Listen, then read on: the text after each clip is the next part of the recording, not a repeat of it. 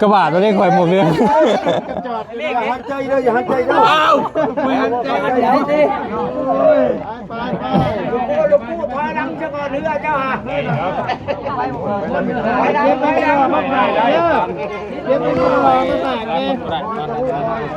ไปบ่ได้พี่น้องเลยไปได้4 คนกำหนดเนาะสรุปแล้วได้4 คนทั้งผู้ครับไผก็บ่เอาน้ำไปกินเลยเนาะกระบะเด้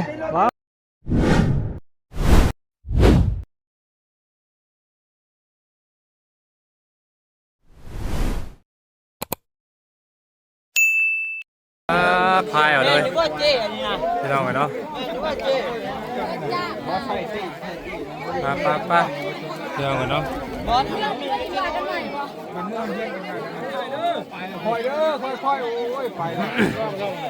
เฮ็ดไปแล้วพี่น้องเลยลอง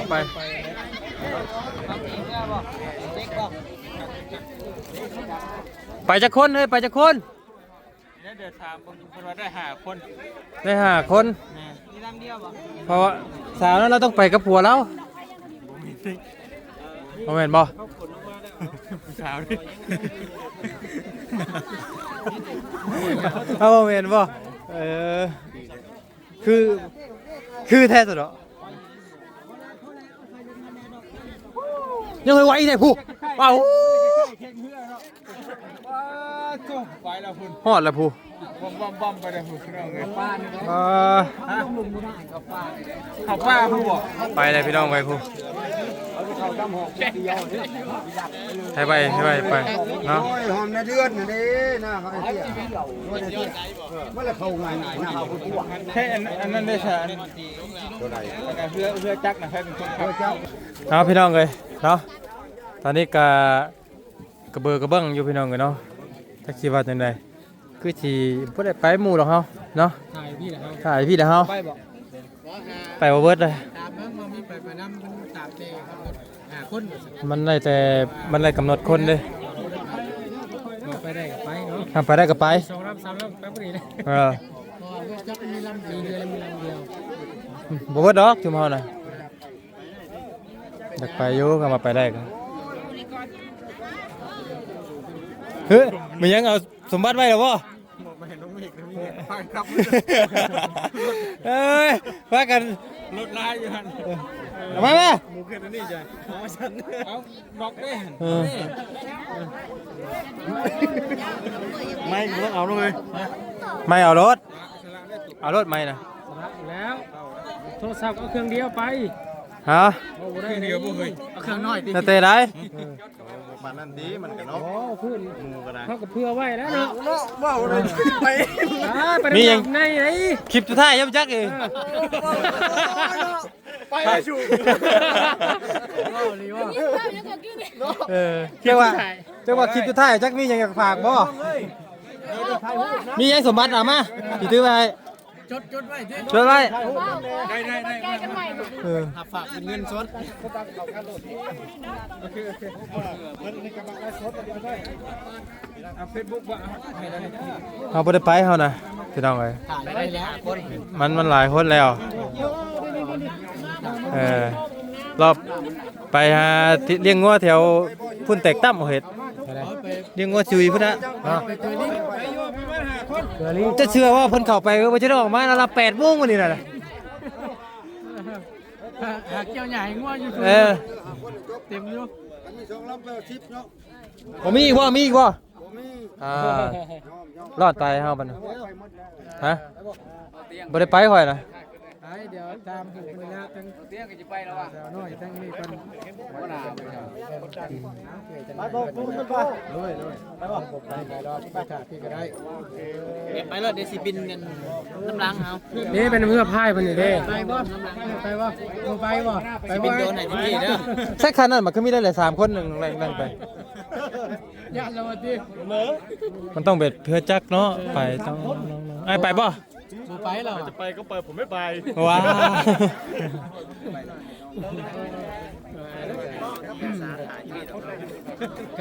ไปบอกกล้าไปบอกกล้าโอเค เอาไปไปเพิ่นบ่ไปเพิ่นบ่กล้าไป บ่ไปครับบ่คืดแน่บ่คืดเลยอยากตอบเลย เอาพาสิไปก็ไล่ คนเรือไปไป มีไผได้ไป น้องสิกลับก่อนบ่ ได้ น้องสิกลับก่อนบ่โอ้ ได้เปิดลูกพาไปเที่ยวจะไป ได้ เป็นอะไรกัน เดี๋ยวไป แต่ก็ให้อายไปต่อ เรื่องของวันนี้ไง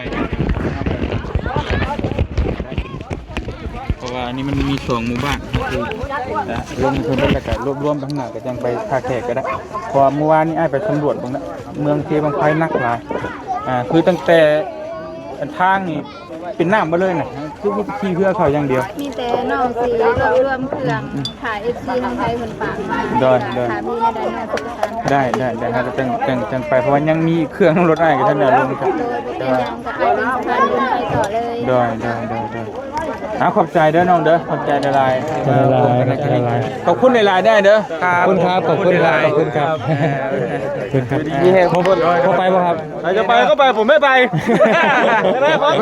ครับผมครับครับครับผมบายเพิ่นก็มาแต่มุกดาหารครับผมครับ ทางปลอดภัย ครับเอากลับไปได้ไหม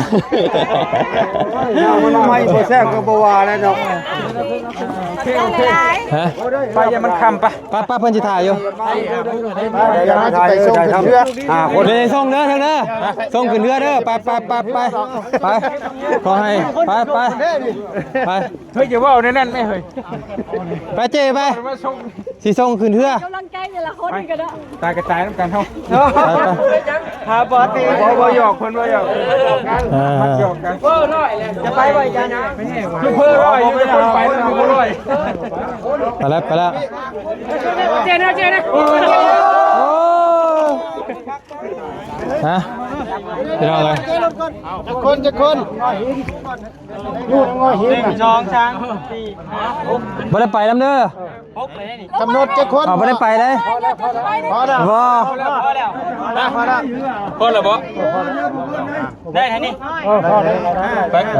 บ่ได้บ่หาทุกคนครับหาคนครับยังไม่อีกที่บุญบ่ถอยเอาเขาหินกันยังไม่อีนางหัวอะไร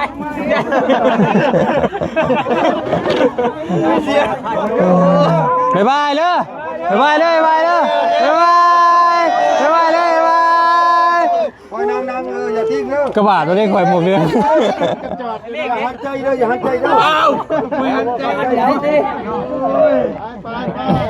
ลูกปูพานังจะก่อนเรือเจ้าฮะ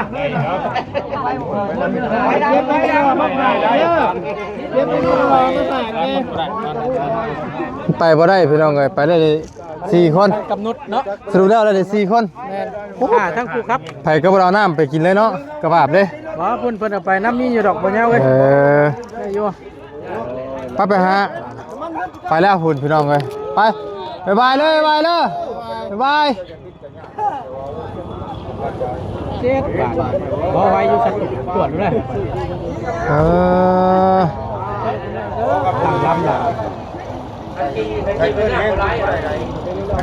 ยิงหนึ่งพี่น้องกันเนาะชาย3ชาย4พ้องครับโดย ทางปลอดภัยไปทางนี้พายเอาทางนี้เนาะ พายเอา พายเอาทางลองตามน้ำ ตายโอ้กูตื่นเลยดิทุก ยังตกใจมันก่อยก็ได้ บ๊ายบายเลยโอ้ สู้ๆเนาะสู้ บอกกะโกยตุยเฮ็ดแข่งกันมึงรู้ฮะแข่งกัน เก่งกันว่ามันลองน้ำเลยเราแบงเจ้ายุโรปก่อนนี่เดี๋ยวเขาไปหาบอลมีสัญญาณหรือเปล่าไปเอาบนไปหามองมีสัญญาณเลยนี่มีสัญญาณเอาไปป้าเอาบนเขาก็ไปหามองสัญญาณก็ได้หน่อยไปหาบนสัญญาณมันมูมี ไปพี่น้องกันเนาะเป็นจังไดเดี๋ยวบ่ให้เข้ามาเด้อไม่ไปหามองมีไปอัพคลิปก่อนเดี๋ยวสิไปนำกันบ่สิไปเบิ่งลิงบ่ ลงมานะ ไปไปเกลือนี่เด้อ ไปเบิ่งดิ้งถ่าป่ะถ้าเราไปซื้อซุ้มข่อยอีกคำว่าไม่เด้อไปเบิ่งกันก่อน เขาจะมาพอดีแล้ว ใกล้ยังโอ้ยมาหาเจ้า ไปไปลองกันเนาะ อะไรครับอะไรครับพี่อะไรกันเลย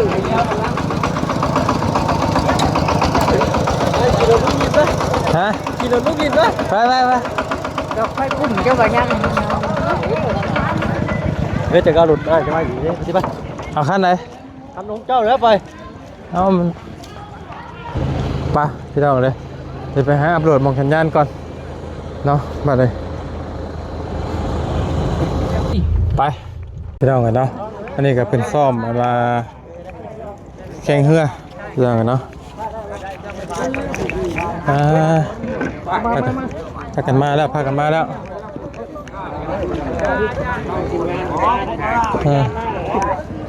มาแล้วโอ้ย พวกเขานี่นะให้มันต้องคอย มาแล้ว เฮ็ดมาแล้วเฮ้ยมาแล้ว ควันมาเยอะ มาเลยขอนเลย เยอะคนเลย มาเลยขอนเลย ปลอดภัย มาไปมาแล้วบ่เกี่ยวโอ้ ไปเป็นน้ำบ่อน่ะใจใหญ่กว่าตับนี่ชอบไว้เอาพวกจำบึกบ่ โอ้ ยินดีต้อนรับเลยต้อนรับเลย โอ้ยังบ่ตายเฮ้ยยังบ่ตายเดี๋ยวใช่นะเดี๋ยว เชือกมายุ่งเชือกมาเชือกเป็นอะไร โอเคประสบการณ์ เป็นอะไรเฮ้ยเป็นอะไร ยังบ่ทันตายเถอะ ยังบ่ตาย หายใจอยู่ พี่ไปจะเห็นมีสนุก เป็นอะไรเฮ้ยโอ้ยลงไปแล้วบ่ยาวสิไปนาว เอ้ากะว่าสิไปอยู่เพิ่นบ่ให้ไปแม่น ได้หมดพวกแอมทั่วเฮ้ยสบายดี ใช่ ถ้าเบิ่งคลิปมาเด้อที ของเงินนะแค่นึง ของเงิน ด้วยพระนามรวมทุ่งเพิ่นบ้านลำทินน่ะว่า โอ้สุดยอดลายสุดยอดลาย ถ้ากันแม่งเนาะเขินกันจีเต้นใน YouTube เขินกันจี มาม่าชื่อไว้ให้ดอกกระเป๋ายัน โอ้ว้า คำผ่าน คำผ่าน จ้องสิผ่านอย่างเดียว1 2 3 4 5โอเคแต่เพราะอันซูเฟอร์ร้อยซูเฟอร์ร้อยดีร้อยมันแห้งแล้วพี่น้องแห้งแล้วโอ้ยเอาน้ำมาตอนทำอยู่ไว้พี่น้องระดับประทับใจ ให้แต่ผู้ให้บัตร ให้ได้ให้เนาะ ไปครับ เจ๊เอาไปกินน้ำเชิญหน่อยใจแค่นี้อันนี้อยู่หุ่นอยู่ได้มีคนน้ำเปิดไป เฮ็ดได้เฮาบัดนี้ เมื่อ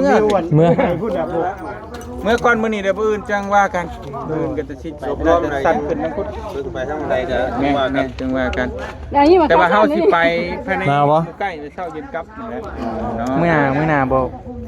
ดื้อโพดบ่ไว้โอ้ดื้อโพดอย่างมื้อนี้ ถามแล้วก่อน ถ้าเบิ่งตามคลิปแล้วก็ เตียง ด้วย เตียงมาพี่ บ่เตียงบ่มีแต่บ่เตียงบ่บัด บ่ยากคนดังไป ปะ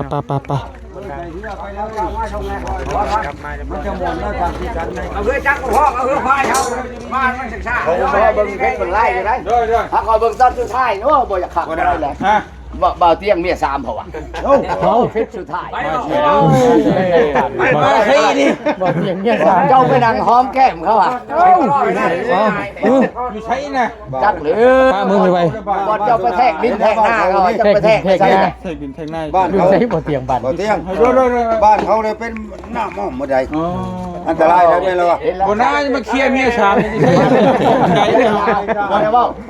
ดอกไปแล้ว ออกมาบ่เอ้ยตกใจ ย่างเรื่อยๆเด้อไอ้พ่อเอาเบอร์ตะก้อนให้เด้อ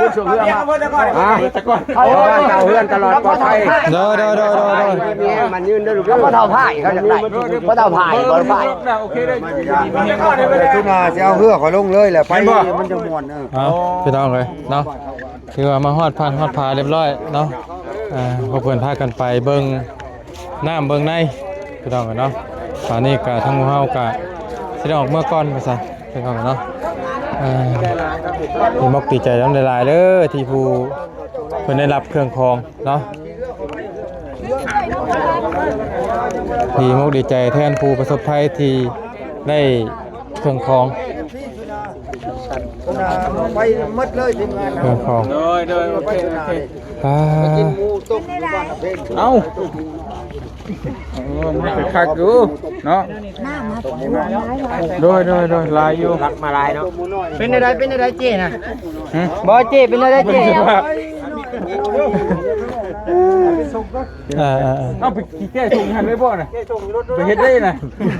บ่ได้แท้เฮ้ยน่ะเป็นอะไรไปน่ะเป็นอะไรเมื่อยพี่น้องเอ้ยเนาะลุยน้ำแล้วจะท่วมย่างแล้วพอดีเพียงหัวเข่านี่มันพอกระเทินนะเพิ่นว่าสิ ผู้ที่เพิ่นอยู่นั่นก็นะกะใส่ที่มีแต่ใส่เฮือแหละ